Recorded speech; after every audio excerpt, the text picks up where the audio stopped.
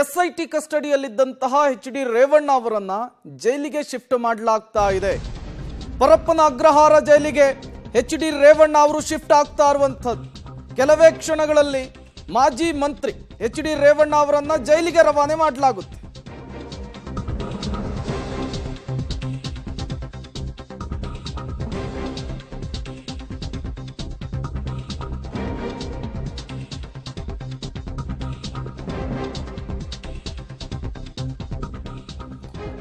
ಮಹಿಳೆಯ ಅಪಹರಣ ಕೇಸ್ನಲ್ಲಿ ಅರೆಸ್ಟ್ ಆಗಿದ್ದಂತಹ ಎಚ್ ಡಿ ರೇವಣ್ಣ ಅವರನ್ನ ಪರಪ್ಪನ ಅಗ್ರಹಾರಕ್ಕೆ ಶಿಫ್ಟ್ ಮಾಡಲಿಕ್ಕೆ ಸಿದ್ಧತೆಗಳಾಗ್ತಾ ಇರುವಂಥದ್ದು. ಸಂಜೆ 6 ಗಂಟೆಯ ಒಳಗಡೆ ಅವರನ್ನ ಪರಪ್ಪನ ಅಗ್ರಹಾರದ ಜೈಲಿಗೆ ಶಿಫ್ಟ್ ಮಾಡ್ತಾರೆ. ಮಹಿಳೆಯ ಅಪಹರಣದ ಕೇಸ್ನಲ್ಲಿ ಎಸ್ಐಟಿ ಅಧಿಕಾರಿಗಳು ಅವರನ್ನ ಅರೆಸ್ಟ್ ಮಾಡಿದ್ರು. ಅದಾದ ಮೇಲೆ ಕೋರ್ಟ್ಗೆ ಹಾಜರುಪಡಿಸಿದ್ರು. ಎಸ್ಐಟಿ ಕಸ್ಟಡಿಗೆ ನ್ಯಾಯಾಧೀಶರು 4 ದಿನಗಳ ಕಾಲ ಕೊಟ್ಟಿದ್ರು. 4 ದಿನಗಳ ಕಾಲ ಎಸ್ಐಟಿ ಅಧಿಕಾರಿಗಳು ವಿಚಾರಣೆಯನ್ನು ಮುಗಿಸಿದ್ರು. ಮತ್ತೆ ಇವತ್ತು ನ್ಯಾಯಾಧೀಶರ ಎದುರು ಪ್ರೆಸೆಂಟ್ ಮಾಡಿದ್ರು. ಈಗ ಅವರನ್ನ ನ್ಯಾಯಾಂಗ ಬಂಧನಕ್ಕೆ ವಿಧಿಸಲಾಗಿದೆ, ಅರ್ಥಾತ್ ಜೈಲಿಗೆ ಕಳುಹಿಸಲಾಗ್ತಾ ಇದೆ. ಕೆಲವೇ ಕ್ಷಣಗಳಲ್ಲಿ ಮಾಜಿ ಮಂತ್ರಿ ಎಚ್ ಡಿ ರೇವಣ್ಣ ಅವರನ್ನ ಜೈಲಿಗೆ ಶಿಫ್ಟ್ ಮಾಡಲಾಗುತ್ತೆ. ಈಗಾಗಲೇ ನ್ಯಾಯಾಧೀಶರು ನ್ಯಾಯಾಂಗ ಬಂಧನವನ್ನ ವಿಧಿಸಿ ಆದೇಶವನ್ನು ಕೂಡ ಹೊರಡಿಸಿರುವಂಥದ್ದು. 6 ಗಂಟೆಯ ಒಳಗಡೆ ಮಾಜಿ ಮಂತ್ರಿ ಎಚ್ ಡಿ ರೇವಣ್ಣ ಅವರನ್ನ ಪರಪ್ಪನ ಅಗ್ರಹಾರದ ಜೈಲಿಗೆ ಶಿಫ್ಟ್ ಮಾಡಲಾಗುತ್ತೆ. ಈ ಮೂಲಕ ಎಚ್ ಡಿ ರೇವಣ್ಣ ಅವರಿಗೆ ಜೈಲು ಶಿಕ್ಷೆಯನ್ನ ವಿಧಿಸಿರುವಂಥದ್ದು. ರೇವಣ್ಣ ಈ ಸಂದರ್ಭದಲ್ಲಿ ಕಣ್ಣೀರನ್ನ ಇಟ್ಟಿದ್ದಾರೆ.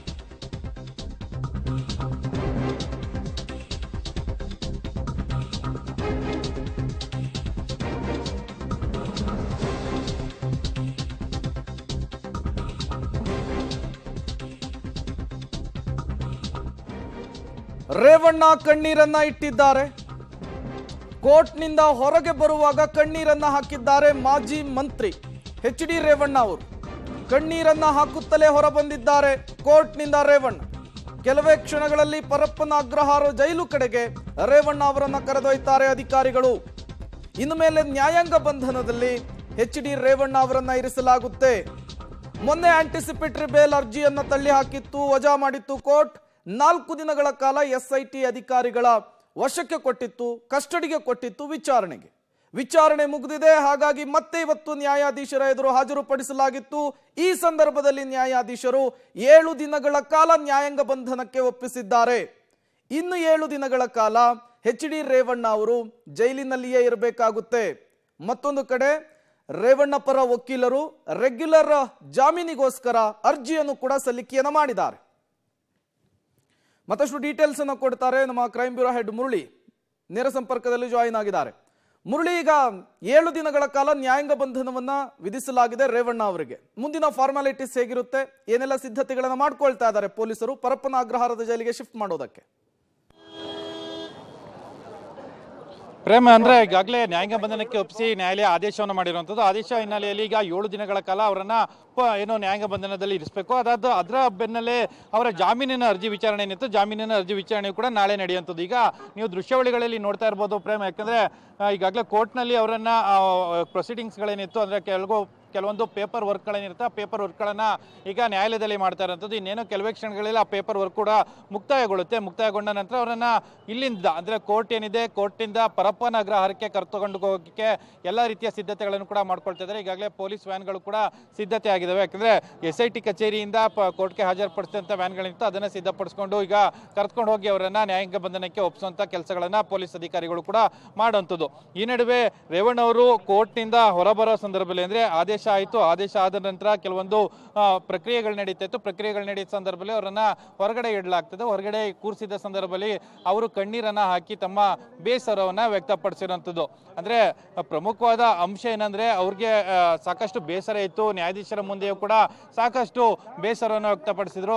ಇನ್ನೇನೋ ಕೆಲವೇ ಕ್ಷಣಗಳಲ್ಲಿ ಪ್ರೇಮ್, ಈಗ ನೀವು ನೇರ ದೃಶ್ಯಾವಳಿಗಳಲ್ಲಿ ಕೂಡ ನೋಡ್ತಾ ಇರೋಂಥದ್ದು ರೇವಣ್ಣ ಅವರನ್ನ ಈಗ ಪರಪ್ಪನ ಅಗ್ರಹಾರಕ್ಕೆ ಕರ್ಕೊಂಡು ಹೋಗೋದಕ್ಕೆ ಎಲ್ಲಾ ರೀತಿಯ ತಯಾರಿಯನ್ನ ಮಾಡ್ಕೊಂಡಿದ್ದಾರೆ. ಜೀಪನ್ನು ಹಚ್ಚುವಂತ ಕೆಲಸವನ್ನು ಕೂಡ ಮಾಡ್ತಾ ಇರೋಂಥದ್ದು ನೀವು ನೇರ ದೃಶ್ಯಾವಳಿಗಳಲ್ಲಿ ಕೂಡ ನೋಡ್ತಾ ಇದ್ದೀರಿ. ಅವ್ರು ಇನ್ನೇನೋ ಕೆಲವೇ ಕ್ಷಣಗಳಲ್ಲಿ ಕರ್ಕೊಂಡು ಹೋಗಿ ನ್ಯಾಯಾಂಗ ಬಂಧನಕ್ಕೆ ಒಪ್ಪಿಸುವಂತ ಕೆಲಸಗಳು ಕೂಡ. ಓಕೆ, ಥ್ಯಾಂಕ್ ಯು ಮುರಳಿ ತಮ್ಮೆಲ್ಲ ಮಾಹಿತಿಗಾಗಿ. ನೀವು ಕೂಡ ವಿಜುವಲ್ಸ್ ಅನ್ನು ಗಮನಿಸ್ತಾ ಇದ್ದೀರಿ. ಸಂಜೆ 6 ಗಂಟೆಯ ಒಳಗೆ ಪರಪ್ಪನ ಅಗ್ರಹಾರ ಜೈಲಿಗೆ ಮಾಜಿ ಮಂತ್ರಿ ಎಚ್ ಡಿ ರೇವಣ್ಣ ಅವರನ್ನ ಶಿಫ್ಟ್ ಮಾಡಲಾಗುತ್ತೆ. ಅದರ ಪ್ರಕ್ರಿಯೆ ಈಗ ಆರಂಭವಾಗಿದೆ. ನ್ಯಾಯಾಲಯದಿಂದ ಅವರನ್ನು ಕರೆದುಕೊಂಡು ಬಂದ ನಂತರ SIT ಅಧಿಕಾರಿಗಳು ಇದೇ ಜೀಪಿನಲ್ಲಿಯೇ ಕೂರಿಸಿಕೊಂಡು ಪರಪ್ಪನ ಅಗ್ರಹಾರದ ಜೈಲಿಗೆ ಅವರನ್ನು ಶಿಫ್ಟ್ ಮಾಡ್ತಾರೆ. ಅಲ್ಲಿ 7 ದಿನಗಳ ಕಾಲ ಅವರು ನ್ಯಾಯಾಂಗ ಬಂಧನದಲ್ಲಿ ಇರಬೇಕಾಗುತ್ತೆ. ಮತ್ತೊಂದು ಕಡೆ ನಾಳೆ ಅವರ ವಕೀಲರು ರೆಗ್ಯುಲರ್ ಬೇಲ್ಗೂ ಕೂಡ ಅಪ್ಲೈಯನ್ನು ಮಾಡಿರುವಂಥದ್ದು, ಅದರ ವಿಚಾರಣೆ ಇದೆ. ನಾಳೆ ಅಲ್ಲಿ ಜಾಮೀನಿನ ಭವಿಷ್ಯ ನಿರ್ಧಾರವಾಗುತ್ತೆ. ಇವತ್ತು SIT ಅಧಿಕಾರಿಗಳ ವಿಚಾರಣೆ ಮುಗಿದಂತಹ ಹಿನ್ನೆಲೆಯಲ್ಲಿ, ನ್ಯಾಯಾಧೀಶರು ಕೊಟ್ಟಂತಹ 4 ದಿನ ಮುಕ್ತಾಯವಾದಂತಹ ಹಿನ್ನೆಲೆಯಲ್ಲಿ ಅವರನ್ನ ನ್ಯಾಯಾಧೀಶರ ಎದುರು ಹಾಜರುಪಡಿಸಲಾಗಿತ್ತು. ಈ ಸಂದರ್ಭದಲ್ಲಿ 7 ದಿನಗಳ ಕಾಲ ಅವರ ನ್ಯಾಯಾಂಗ ಬಂಧನಕ್ಕೆ ವಿಧಿಸಲಾಗಿದೆ, ಅರ್ಥಾತ್ ಜೈಲಿಗೆ ಕಳುಹಿಸಲಾಗಿದೆ. 7 ದಿನಗಳ ಕಾಲ ಪರಪ್ಪನ ಅಗ್ರಹಾರ ಜೈಲಿನಲ್ಲಿಯೇ ವಿಚಾರಣೆಯನ್ನ ಎದುರಿಸಬೇಕಾಗುತ್ತೆ ಮಾಜಿ ಮಂತ್ರಿ HD ರೇವಣ್ಣನವರು. ಒಂದು ವೇಳೆ ನಾಳೆ ರೆಗ್ಯುಲರ್ ಬೇಲ್ ಸಿಕ್ಕಿದ್ದೇ ಆದ್ರೆ ಅವರಿಗೆ ರಿಲೀಫ್ ಸಿಗುತ್ತೆ, ಇಲ್ಲ ಅಂದ್ರೆ 7 ದಿನಗಳ ಕಾಲ ನ್ಯಾಯಾಂಗ ಬಂಧನದಲ್ಲಿಯೇ ಇರಬೇಕಾಗುತ್ತೆ. ಈ ಅವಧಿ ಮುಗಿದ ಬಳಿಕ ಮತ್ತೆ ಅವರನ್ನ ನ್ಯಾಯಾಧೀಶರ ಎದುರು ಪ್ರೆಸೆಂಟ್ ಮಾಡ್ತಾರೆ. ಅಲ್ಲಿ ಮತ್ತೆ ಯಾವ ಸೂಚನೆಯನ್ನ, ಯಾವ ಆದೇಶವನ್ನ ನ್ಯಾಯಾಧೀಶರು ಕೊಡ್ತಾರೆ ಅನ್ನೋದನ್ನ ಕಾದ್ ನೋಡ್ಬೇಕಾಗುತ್ತೆ. ಸದ್ಯಕ್ಕಂತೂ HD ರೇವಣ್ಣ ಅವರಿಗೆ ಕಿಡ್ನಾಪ್ ಕೇಸ್ನಲ್ಲಿ ರಿಲೀಫ್ ಸಿಗುವಂತಹ, ಸಂಕಷ್ಟದಿಂದ ಪಾರಾಗುವಂತಹ ಯಾವುದೇ ಲಕ್ಷಣಗಳು ಕೂಡ ಗೋಚರವಾಗ್ತಾ ಇಲ್ಲ. ಇದೇ ಕೇಸ್ನಲ್ಲಿಯೇ A1 ಆರೋಪಿಯಾಗಿದ್ದಾರೆ HD ರೇವಣ್ಣ ಅವರು. ಇದೇ ಕೇಸ್ನಲ್ಲಿಯೇ A2 ಆರೋಪಿ ಅವರ ಸಂಬಂಧಿಕ ರಮೇಶ್ ಬಾಬಣ್ಣನಿಗೆ ಈಗಾಗಲೇ ನ್ಯಾಯಾಂಗ ಬಂಧನವನ್ನು ವಿಧಿಸಲಾಗಿತ್ತು. ಇಬ್ಬರನ್ನು ಕೂಡ ಮುಖಾಮುಖಿಯಾಗಿ ತನಿಖೆಯನ್ನು ನಡೆಸಲಿಕ್ಕೆ ನಿರ್ಧಾರವನ್ನು ಕೂಡ ಮಾಡಲಾಗಿತ್ತು. HD ರೇವಣ್ಣ ಅವರಿಗೆ ನ್ಯಾಯಾಂಗ ಬಂಧನವನ್ನ ಈಗ ಕೋರ್ಟ್ ವಿಧಿಸಿರುವಂತಹದ್ದು. 7 ದಿನಗಳ ಕಾಲ ನ್ಯಾಯಾಂಗ ಬಂಧನಕ್ಕೆ ನ್ಯಾಯಾಧೀಶರು ಒಪ್ಪಿಸಿದ್ದಾರೆ. ಕೋರ್ಟ್ನಲ್ಲಿ ಒಂದಿಷ್ಟು ಪ್ರಕ್ರಿಯೆಗಳು ಮುಗಿತಾ ಇದ್ದ ಹಾಗೆ ಅವರನ್ನ ಜೀಪ್ನಲ್ಲಿ ಕರೆದುಕೊಂಡು ಹೋಗಿ ಪರಪ್ಪನ ಅಗ್ರಹಾರದ ಜೈಲಿಗೆ ಶಿಫ್ಟ್ ಮಾಡಲಾಗ್ತಾರೆ. ನೀವು ಕೂಡ ನೇರ ವಿಜುವಲ್ಸ್ ಅನ್ನು ಗಮನಿಸ್ತಾ ಇದ್ದೀರಿ. HD ರೇವಣ್ಣ ಅವರನ್ನ ಕರೆದುಕೊಂಡು ಹೋಗ್ತಾ ಇದ್ದಾರೆ.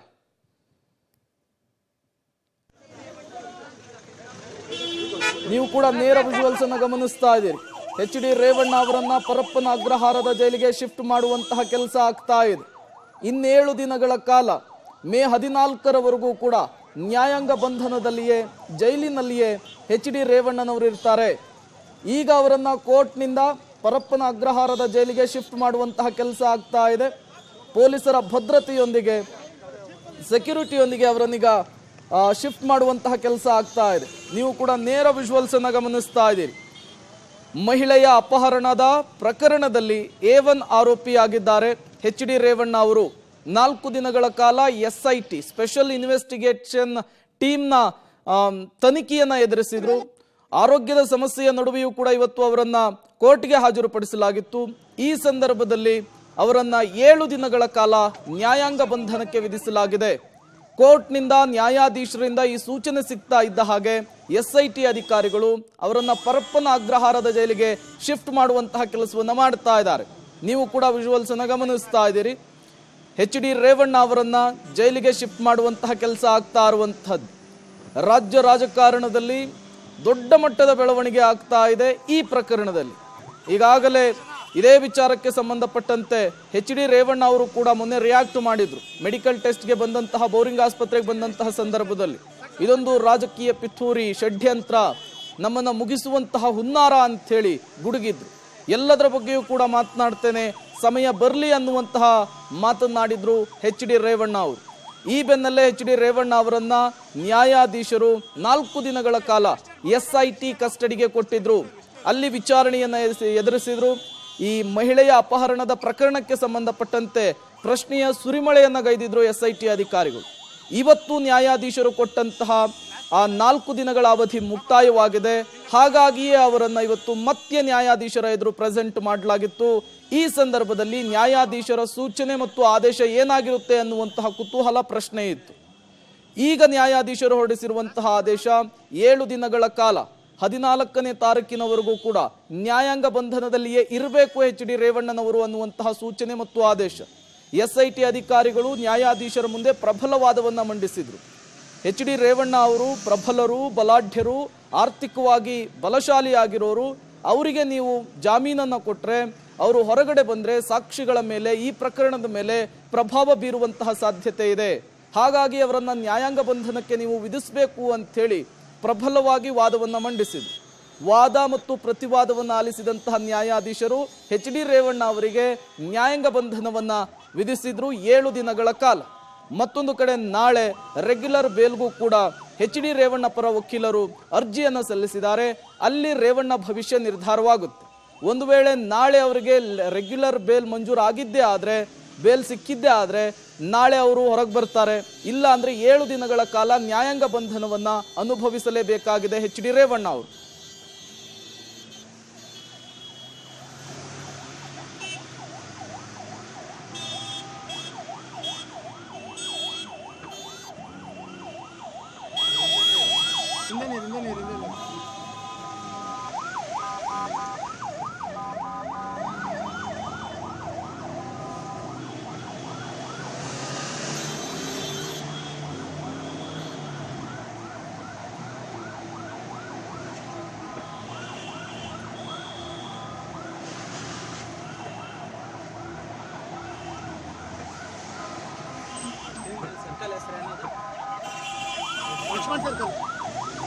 ರಿಚ್ಮಂಡ್ ಸರ್ಕಲ್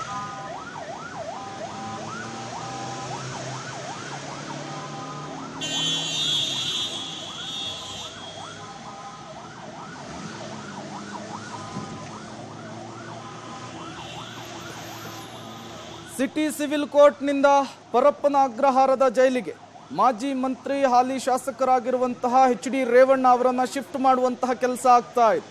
ಕೆಲವೇ ಕ್ಷಣಗಳಲ್ಲಿ ಎಚ್ ಡಿ ರೇವಣ್ಣ ಅವರನ್ನು ಪರಪ್ಪನ ಅಗ್ರಹಾರದ ಜೈಲಿಗೆ ಕರೆತರಲಾಗುತ್ತೆ. ಅಲ್ಲಿ ಒಂದಿಷ್ಟು ಫಾರ್ಮಾಲಿಟೀಸ್ಗಳಿರುತ್ತೆ. ಅದಾದ ನಂತರ ಅವರನ್ನು ಜೈಲಿಗೆ ಶಿಫ್ಟ್ ಮಾಡುವಂತಹ ಕೆಲಸ. ನೀವು ಕೂಡ ನೇರ ವಿಜುವಲ್ಸ್ ಅನ್ನು ಗಮನಿಸ್ತಾ ಇದ್ದೀರಿ. ಇದೇ ಕಾರ್ನಲ್ಲಿಯೇ ಎಚ್ ಡಿ ರೇವಣ್ಣ ಅವರನ್ನು ಪೊಲೀಸರು ಪರಪ್ಪನ ಅಗ್ರಹಾರದ ಜೈಲಿಗೆ ಕರೆದುಕೊಂಡು ಹೋಗ್ತಾ ಇದ್ದಾರೆ. ಯಾವಾಗ ನ್ಯಾಯಾಧೀಶರು 7 ದಿನಗಳ ಕಾಲ ನ್ಯಾಯಾಂಗ ಬಂಧನವನ್ನು ವಿಧಿಸಿದ್ರು, ಕೋರ್ಟ್ನ ಕಟಕಟೆಯಲ್ಲಿಯೇ ಎಚ್ ಡಿ ರೇವಣ್ಣ ಅವರು ಕಣ್ಣೀರನ್ನು ಹಾಕ್ತಾರೆ. ಕಣ್ಣೀರನ್ನು ಹಾಕ್ತಾನೆ ಹೊರಗೆ ಬರ್ತಾರೆ. ಪೊಲೀಸ್ ಜೀಪಲ್ಲಿ ಕೂತ್ಕೊಳ್ತಾರೆ. ಈಗ ರೇವಣ್ಣ ಅವರನ್ನ ಪರಪ್ಪನ ಅಗ್ರಹಾರದ ಜೈಲಿಗೆ ಶಿಫ್ಟ್ ಮಾಡುವಂತಹ ಕೆಲಸ ಆಗ್ತಾ ಇರುವಂಥದ್ದು. ಮೈಸೂರಿನಲ್ಲಿ ಈ ಕುರಿತಂತೆ ಪ್ರಕರಣ ದಾಖಲಾಗಿರುವಂತಹದ್ದು. ಈ ಪ್ರಕರಣದಲ್ಲಿ A1 ಆರೋಪಿ ಎಚ್ ಡಿ ರೇವಣ್ಣ ಆಗಿದ್ದಾರೆ. ಎಚ್ ಡಿ ರೇವಣ್ಣ ಅವರ ಮೇಲೆ 2 ಪ್ರಕರಣ ದಾಖಲಾಗಿದೆ. ಒಂದು ಹೊಳೆನರಸೀಪುರದಲ್ಲಿ ಲೈಂಗಿಕ ದೌರ್ಜನ್ಯದ ಪ್ರಕರಣ, ಅದರಲ್ಲಿ A1 ಆರೋಪಿ ರೇವಣ್ಣ, A2 ಆರೋಪಿ ಪ್ರಜ್ವಲ್ ರೇವಣ್ಣ. ಮತ್ತೊಂದು ಮಹಿಳೆಯ ಅಪಹರಣದ ಪ್ರಕರಣ, ಅದರಲ್ಲಿ A1 ಆರೋಪಿ ಎಚ್ ಡಿ ರೇವಣ್ಣ, A2 ಆರೋಪಿ ಬಾಬಣ್ಣ. ಇಬ್ಬರ ಬಂಧನ ಕೂಡ ಆಗಿದೆ. ಈಗಾಗಲೇ ಬಾಬಣ್ಣ ನ್ಯಾಯಾಂಗ ಬಂಧನವನ್ನ ಅನುಭವಿಸ್ತಾ ಇದ್ದಾರೆ, ನ್ಯಾಯಾಂಗ ಬಂಧನದಲ್ಲಿದ್ದಾರೆ. ಈಗ ಎಚ್ ಡಿ ರೇವಣ್ಣ ಅವರನ್ನು ಕೂಡ ನ್ಯಾಯಾಂಗ ಬಂಧನಕ್ಕೆ ಒಪ್ಪಿಸಿ ಮಾನ್ಯ ನ್ಯಾಯಾಧೀಶರು ಆದೇಶವನ್ನು ಹೊರಡಿಸಿದ್ದಾರೆ.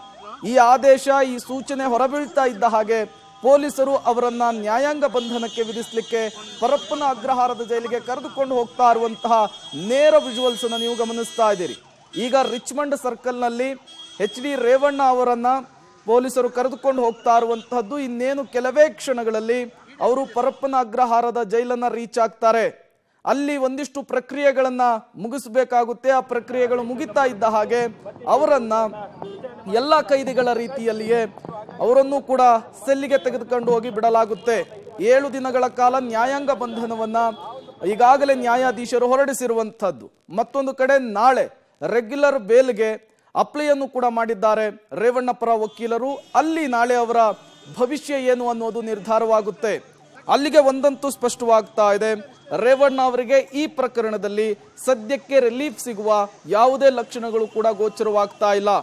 ಮತ್ತೊಂದು ಕಡೆ ಇದೇ ಪ್ರಕರಣದಲ್ಲಿ ಅಪಹರಣಕ್ಕೊಳಗಾದಂತಹ ಸಂತ್ರಸ್ತ ಮಹಿಳೆಯನ್ನ ಪೊಲೀಸರು ರಕ್ಷಣೆ ಮಾಡಿದ್ದಾರೆ. ಆಕೆಯ ಹೇಳಿಕೆಯನ್ನು ಕೂಡ ದಾಖಲಿಸಿಕೊಂಡಿದ್ದಾರೆ. ಆಕೆ ನ್ಯಾಯಾಧೀಶರ ಮುಂದೆ 164 ಅಡಿಯಲ್ಲಿ ಹೇಳಿಕೆಯನ್ನು ಕೊಡಬೇಕಾಗುತ್ತೆ. ಅಲ್ಲಿ ಆಕೆ ಕೊಡುವಂತಹ ಹೇಳಿಕೆ ರೇವಣ್ಣ ಅವರ ಸಂಕಷ್ಟವನ್ನ ಮತ್ತಷ್ಟು ಜಾಸ್ತಿ ಮಾಡಬಹುದು ಅಂತ ಕೂಡ ಅಂದಾಜಿಸಲಾಗ್ತಾ ಇದೆ.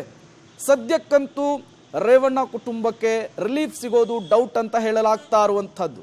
ನೀವು ಕೂಡ ನೇರ ವಿಜುವಲ್ಸ್ ಅನ್ನ ಗಮನಿಸ್ತಾ ಇದ್ದೀರಿ. ಎಚ್ ಡಿ ರೇವಣ್ಣ ಅವರನ್ನ ಕಾರಿನಲ್ಲಿ ಕರೆದುಕೊಂಡು ಹೋಗ್ತಾ ಇರುವಂತಹ ವಿಜುವಲ್ಸ್ ಇದು. ಇನ್ನೇನು ಕೆಲವೇ ಕ್ಷಣಗಳಲ್ಲಿ ಪರಪ್ಪನ ಅಗ್ರಹಾರದ ಜೈಲನ್ನ ಎಚ್ ಡಿ ರೇವಣ್ಣ ಅವರು ತಲುಪ್ತಾರೆ. ಈಗಾಗಲೇ ಶಾಂತಿನಗರಕ್ಕೆ ಎಚ್ ಡಿ ರೇವಣ್ಣ ಅವರನ್ನ ಕರೆದುಕೊಂಡು ಹೋಗ್ತಾ ಇರುವಂತಹ ಪೊಲೀಸರು ರೀಚ್ ಆಗಿದ್ದಾರೆ. ಇನ್ನೇನು ಕೆಲವೇ ಕ್ಷಣಗಳು ಬಾಕಿ ಇರುವಂತಹದ್ದು. ಪರಪ್ಪನ ಅಗ್ರಹಾರದ ಜೈಲಿನಲ್ಲಿ 7 ದಿನಗಳ ಕಾಲವನ್ನು ಕಳಿಬೇಕಾಗುತ್ತೆ. ಮಾಜಿ ಮಂತ್ರಿ ಹೊಳೆನರಸೀಪುರದ ಶಾಸಕರಾಗಿರುವಂತಹ ಎಚ್.ಡಿ. ರೇವಣ್ಣ ಅವರು ಕಳೆದ 1 ವಾರದಿಂದಲೂ ಕೂಡ ಈ ಪ್ರಕರಣದಲ್ಲಿ ಆಗ್ತಾ ಇರುವಂತಹ ಬೆಳವಣಿಗೆಗಳನ್ನು ನಾವು ಗಮನಿಸ್ತಾ ಇದ್ದೀವಿ. ಮೊದಲು ಎಚ್.ಡಿ. ರೇವಣ್ಣ ಅವರ ಮೇಲೆ ಲೈಂಗಿಕ ದೌರ್ಜನ್ಯದ ಆರೋಪ ಕೇಳಿ ಬರುತ್ತೆ. ಇದೇ ಕುರಿತಂತೆ ಸಂತ್ರಸ್ತ ಮಹಿಳೆಯೊಬ್ಬರು ಕಂಪ್ಲೇಂಟ್ ಅನ್ನು ಕೂಡ ಕೊಡ್ತಾರೆ. ಇದೇ ಪ್ರಕರಣದಲ್ಲಿ A1 ಆರೋಪಿಯಾಗಿರ್ತಾರೆ ಎಚ್.ಡಿ. ರೇವಣ್ಣ ಅವರು. ಅದಾದ ಮೇಲೆ ಅವರು ಆಂಟಿಸಿಪೇಟರಿ ಬೇಲ್ಗೆ ಅಪ್ಲೈಯನ್ನು ಮಾಡ್ಲಿಕ್ಕೆ ಹೋಗ್ತಾರೆ. ಆಗ SITಯ ಅಧಿಕಾರಿಗಳು ಹೇಳ್ತಾರೆ, ಇದರಲ್ಲಿ ಬೇಲ್ ತೆಗೆದುಕೊಳ್ಳುವಂತಹ ಅವಶ್ಯಕತೆ ಇಲ್ಲ, ಬಂಧಿಸುವಂತಹ ಯಾವುದೇ ರೀತಿಯ ಸನ್ನಿವೇಶ ಸೃಷ್ಟಿಯಾಗಲ್ಲ ಅಂತೇಳಿ. ಅದಾದ ಮೇಲೆ 2ನೇ ಪ್ರಕರಣ ಮತ್ತೆ ಎಚ್.ಡಿ. ರೇವಣ್ಣ ಅವರ ಮೇಲೆ ದಾಖಲಾಗುತ್ತೆ. ಅದು ಮೈಸೂರಿನ KR-ಪುರದಲ್ಲಿ 20 ವರ್ಷದ ಯುವಕ ನನ್ನ ತಾಯಿ ಅಪಹರಣವಾಗಿದೆ ಅಂತೇಳಿ ಕಂಪ್ಲೇಂಟ್ ಅನ್ನು ಕೊಡ್ತಾರೆ. ಇದು ಕೂಡ SITಗೆ ವರ್ಗಾವಣೆಯಾಗುತ್ತೆ. ಅದಾದ ಮೇಲೆ ಈ ಪ್ರಕರಣದಲ್ಲಿ A1 ಆರೋಪಿಯನ್ನಾಗಿ ಎಚ್.ಡಿ. ರೇವಣ್ಣ ಅವರನ್ನ ಮಾಡಲಾಗುತ್ತೆ. ಅದಾದ ಮೇಲೆ ಅವರ ಬಂಧನದ ಸಂದರ್ಭದಲ್ಲಾದಂತಹ ಪ್ರಹಸನಗಳನ್ನು ನಾವೆಲ್ಲರೂ ಕೂಡ ಗಮನಿಸಿದ್ವಿ. ಅದಾದ ಮೇಲೆ 24 ಗಂಟೆಗಳ ಒಳಗೆ ಮ್ಯಾಜಿಸ್ಟ್ರೇಟರ್ನ ಎದುರು ಅವರನ್ನ ಹಾಜರುಪಡಿಸ್ತಾರೆ. ತದನಂತರ ಬೌರಿಂಗ್ ಆಸ್ಪತ್ರೆಯಲ್ಲಿ ಮೆಡಿಕಲ್ ಟೆಸ್ಟ್ ಆಗುತ್ತೆ. ಅದಾದ ಮೇಲೆ ನ್ಯಾಯಾಧೀಶರ ಮುಂದೆ ಅವರನ್ನ ಪ್ರೆಸೆಂಟ್ ಮಾಡ್ತಾರೆ. 4 ದಿನಗಳ ಕಾಲ ಮಾನ್ಯ ನ್ಯಾಯಾಧೀಶರು ಭಾನುವಾರವಾಗಿದ್ದಂತಹ ಹಿನ್ನೆಲೆಯಲ್ಲಿ ಅವರ ನಿವಾಸದಲ್ಲಿಯೇ ಒಂದು ಸೂಚನೆಯನ್ನು ಕೊಡ್ತಾರೆ. SIT ಕಸ್ಟಡಿಗೆ ನಾನು ಎಚ್.ಡಿ. ರೇವಣ್ಣ ಅವರನ್ನು ಒಪ್ಪಿಸ್ತಾ ಇದ್ದೇನೆ ಅನ್ನುವಂತಹ ಸೂಚನೆ. ಈ ಸೂಚನೆ ಸಿಗ್ತಾ ಇದ್ದ ಹಾಗೆ ಎಚ್.ಡಿ. ರೇವಣ್ಣ ಅವರನ್ನ SIT ಅಧಿಕಾರಿಗಳು ವಶಕ್ಕೆ ಪಡೆದುಕೊಳ್ತಾರೆ. ತನಿಖೆಯನ್ನು ಮುಂದುವರಿಸ್ತಾರೆ.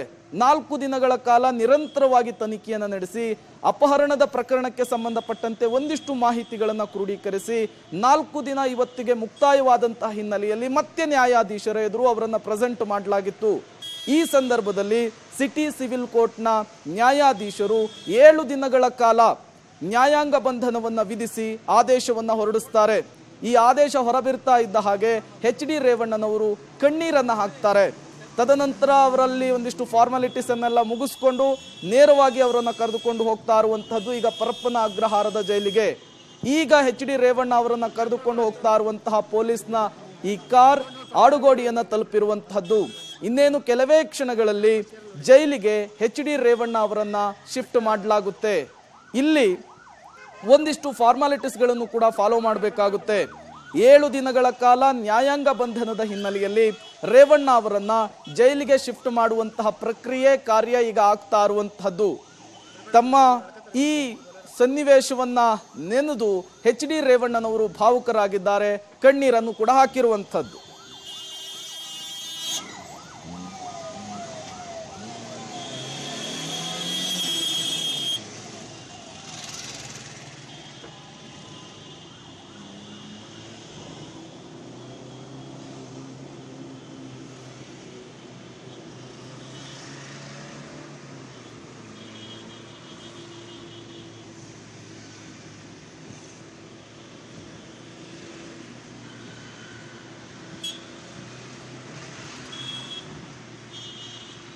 ಕೆಲವೇ ಹೊತ್ತಿನಲ್ಲಿ ಪರಪ್ಪನ ಅಗ್ರಹಾರದ ಜೈಲಿಗೆ ಎಚ್.ಡಿ. ರೇವಣ್ಣ ಅವರನ್ನ ಶಿಫ್ಟ್ ಮಾಡಲಾಗುತ್ತೆ.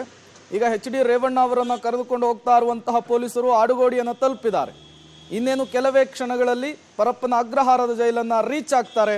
ಜೈಲಿಗೆ ಶಿಫ್ಟ್ ಮಾಡುವಂತಹ ಕೆಲಸ ಆಗುತ್ತೆ.